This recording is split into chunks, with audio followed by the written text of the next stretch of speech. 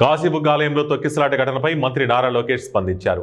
ప్రమాదం తెలిసిన వెంటనే ఎమ్మెల్యే శిరీష, మంత్రి అచ్చెన్నాయుడు జిల్లా అధికారులను సంప్రదించి సహాయక చర్యలు ప్రారంభించినట్లు తెలిపారు. మృతుల కుటుంబాలకు 15 లక్షల చొప్పున, గాయపడిన వారికి 3 లక్షల చొప్పున ప్రభుత్వం సాయం అందిస్తుందని తెలిపారు. ప్రధాని కార్యాలయం కూడా స్పందించి మృతుల కుటుంబాలకు 2 లక్షలు, గాయపడిన వారికి 50,000 చొప్పున సాయం ప్రకటించినట్లు వివరించారు.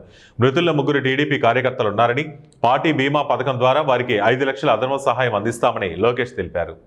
కలెక్టర్ గారితో కూడా మాట్లాడడం, అందరు కూడా యుద్ధ ప్రాతిపదికంగా ఆ ప్రాంగణంకి వచ్చి ఇమ్మీడియట్గా ఎవరైతే సీరియస్గా ఉన్నారో వాళ్ళకి శ్రీకాకుళం తరలిస్తాం. కానీ ఎవరికైతే ఇక్కడ ఫ్రాక్చర్స్ ఉన్నాయో వాళ్ళని ఇక్కడ పలాస హాస్పిటల్ తీసుకొచ్చి వాళ్ళకి చికిత్స అందజేస్తాం కూడా జరిగింది.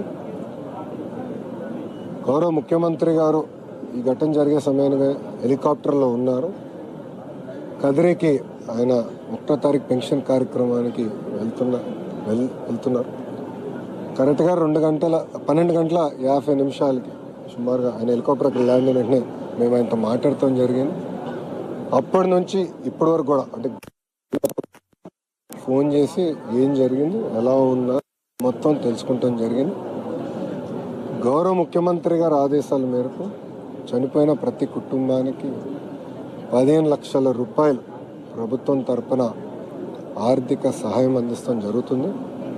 క్రిటికల్గా ఇంజన్ అయిన వాళ్ళకి 3 లక్షల రూపాయలు ప్రభుత్వం, ఆంధ్ర రాష్ట్ర ప్రభుత్వం అందిస్తాం జరుగుతుంది. ఈ ఘటన జరిగిన వెంటనే ప్రధానమంత్రి కార్యాలయం కూడా వివరాలు తెలియజేస్తాం జరిగింది. వాళ్ళు కూడా ఫోన్ చేసి ఏం జరిగింది, ఎలా జరిగిందని కనుక్కుంటాం జరిగింది.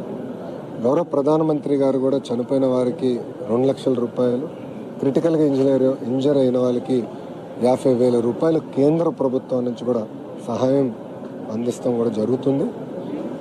అంతేకాకుండా చనిపోయిన వారిలో 3 తెలుగుదేశం పార్టీ సభ్యులు